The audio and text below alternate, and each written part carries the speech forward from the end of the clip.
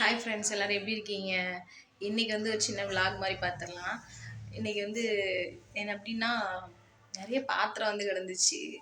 So நான் அதெல்லாம் கழுவி தரேன்னு சொல்லி அவங்க சொன்னாங்க. அவங்க எப்படி கழுவுறாங்க அப்படின்னு சொல்லிட்டு பார்க்கலாம். ஸோ ஃப்ரெண்ட்ஸ், அப்படி இங்கேருந்தே பார்த்துடலாம், ஸ்டார்ட் பண்ணிடலாம். நந்தா பாருங்க, அங்கே நிற்கிறாங்க. இன்னும் கிட்ட போய் பார்க்கலாமா? என்ன சார் பண்ணிகிட்ருக்கீங்க? பாருங்கள், பாத்திரம் நிறையா கிடக்கு. காலையிலலாம் மழை வந்து சரியான மழை பேஞ்சு ஓஞ்சிருச்சு. இனிமேல் மழை வந்தால் இந்த காம்பவுண்டே ஒரு மாதிரி ஆயிரும். அன்றைக்கி அவ்வளோ குப்பை எடுத்தோம். மறுபடியும் எவ்வளோ குப்பை மேலே இருக்குதுன்னு தெரியல. முன்னாடி பார்க்குறப்ப கொஞ்சம் க்ளீனிங்காக இருக்குது. சைடில் வந்து சாமி பாட்டு ஓடிட்டுருக்கு. நீங்கள் யாரும் தப்பாக நினச்சிக்காதீங்க. சவுண்டு கேட்குதா? கேட்குன்னு நினைக்கிறேன். நம்மளை சப்ஸ்கிரைப் பண்ணிட்டு வாங்க, செக் பண்ணுங்க. ஆமாம், செக் பண்ணி பார்த்துருக்கோங்க. புதுசாக நம்ம சேனலுக்கு யாராவது வந்தீங்கன்னா மறக்காமல் சப்ஸ்கிரைப் பண்ணி வச்சுக்கோங்க. வீடியோவுக்கு ஒரு லைக் கொடுத்துருங்க. சார் பண்ணுற வேலைகளை பார்த்து ஃபன் பண்ணி என்ஜாய் பண்ணுங்கள். வேறு என்ன சொல்கிறது? அப்படிதான் டம்மு டும்முன்னு போடணும்.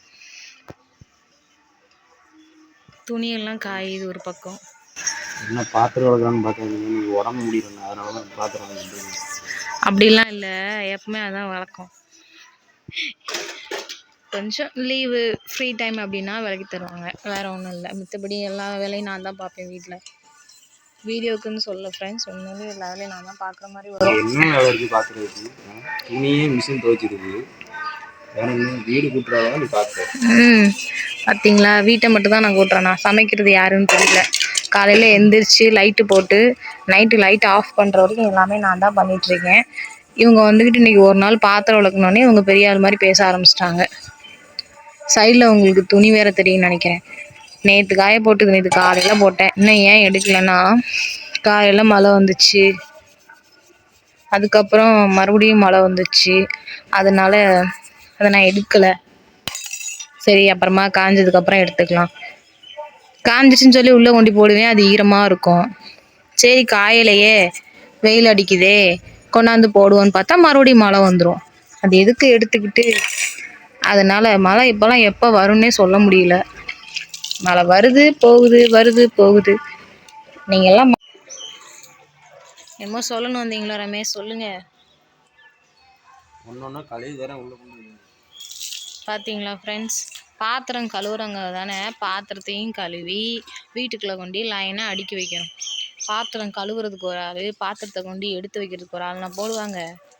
பாத்திரம் விளக்குனா எல்லா வேலையும் தான் ஒன்றா பார்க்கணும். வீட்டுக்குள்ளே கொண்டு தான் வைக்கணும். ஃபுல்லாக கழுவிட்டு அதுக்கப்புறம் கொண்டு உள்ளே வச்சா போதும்.